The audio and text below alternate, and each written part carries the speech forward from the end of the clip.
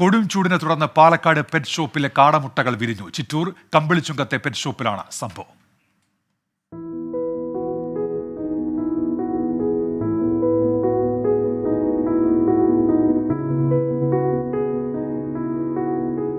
രാവിലെ കടയിലേക്കൊരു ഉപഭോക്താവ് എത്തിയപ്പോഴാണ് കൊടും ചൂടിൽ കാടമുട്ട വിരിഞ്ഞ കാര്യം കടയുടമ അറിയുന്നത്.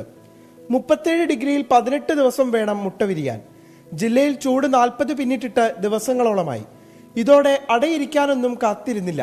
മുട്ട പൊട്ടിച്ച് കുഞ്ഞുങ്ങൾ പുറത്തു ചാടി. ഇതോടെ കടയുടമ അന്തം വിട്ടു. ചിറ്റൂർ കമ്പിളിച്ചുങ്കത്ത് ഉള്ള ചൈത്രരഥം എക്കോ ഷോപ്പിൽ വിൽപ്പനയ്ക്ക് വെച്ച കാട മുട്ട പാക്കറ്റിലായിരുന്നു. അത് വിരിച്ചു.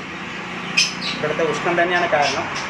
ഒരു കസ്റ്റമർ വന്ന് ചോദിക്കുകയായിരുന്നു. അങ്ങനെയായിരുന്നു നമ്മളിത് കണ്ടത്. 2 കുഞ്ഞ് വിരിഞ്ഞിട്ടുണ്ട്. ഒരു കുഞ്ഞ് തനിയെ വിരിഞ്ഞു, ഒരെണ്ണം നമ്മൾ സപ്പോർട്ട് ചെയ്ത് വിരിപ്പിച്ചിട്ടുണ്ട്.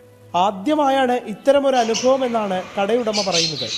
എന്തായാലും അപ്രതീക്ഷിതമായെത്തിയ അതിഥികളെ സ്നേഹത്തോടെ സ്വന്തം സ്ഥാപനത്തിൽ തന്നെ വളർത്താനാണ് ഇദ്ദേഹത്തിന്റെ തീരുമാനം.